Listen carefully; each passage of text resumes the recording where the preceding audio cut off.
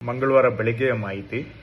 ಹಾಸನಾಂಬ ದೇವಿ ದರ್ಶನದಲ್ಲಿ ಸೋಮವಾರ ಬೆಳಗ್ಗೆಯಿಂದ ಮಂಗಳವಾರ ಬೆಳಗ್ಗೆ ನಡುವೆ ಸುಮಾರು 2 ಲಕ್ಷ ಜನ ಬಹಳ ಸರಳವಾಗಿ, ಸುಲಲಿತವಾಗಿ, ಸರಾಗವಾಗಿ ದರ್ಶನವನ್ನು ಪಡೆದಿದ್ದಾರೆ. ಇಂದೂ ಸಹ ದರ್ಶನ ಮುಂದುವರೆದಿದೆ. ಇಷ್ಟು ದಿನಗಳ ದರ್ಶನದಲ್ಲಿ ಸುಮಾರು 23 ಲಕ್ಷ ಜನ ದರ್ಶನವನ್ನು ಪಡೆದಿದ್ದಾರೆ.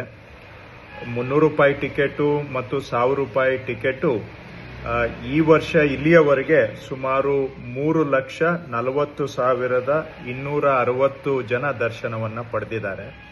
ಅದೇ ಹೋದ ವರ್ಷ ಫುಲ್ ಸೀಸನ್ ಅನ್ನು ನಾವು ನೋಡಿದಾಗ 1,29,956 ಜನ ದರ್ಶನ ಪಡೆದಿದ್ರು.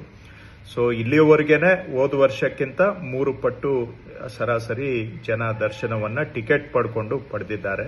ಒಟ್ಟಾರೆ ದರ್ಶನ ಈ ವರ್ಷ 23 ಲಕ್ಷ ದಾಟಿದೆ.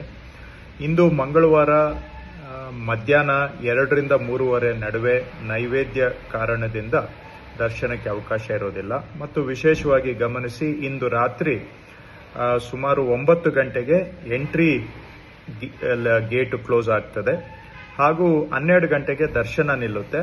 ಮತ್ತೆ ನಾಳೆ ಬೆಳಿಗ್ಗೆ 5:30ರಿಂದ ದರ್ಶನ ಆರಂಭ ಆಗ್ತದೆ.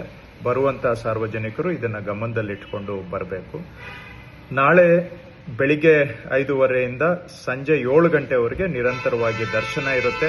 ಸಂಜೆ 7 ಗಂಟೆ ಜೊತೆಗೆ ಸಾರ್ವಜನಿಕರ ಪ್ರವೇಶಕ್ಕೆ ಅವಕಾಶ ಅಲ್ಲಿಗೆ ನಿಲ್ತದೆ. ಆ ನಂತರ ಜಾತ್ರಾ ಮಹೋತ್ಸವ ಇರ್ತದೆ ಹಾಗೂ 23ನೇ ತಾರೀಕು ಗುರುವಾರ ಪೂಜೆ ಪುರಸ್ಕಾರಗಳೊಂದಿಗೆ ದೇವಾಲಯದ ಬಾಗಿಲನ್ನು ಮುಂದಿನ ವರ್ಷದವರೆಗೆ ಬಂದ್ ಮಾಡಲಾಗುವುದು. ಗುರುವಾರ ಸಾರ್ವಜನಿಕರಿಗೆ ಪ್ರವೇಶ ಇರೋದಿಲ್ಲ.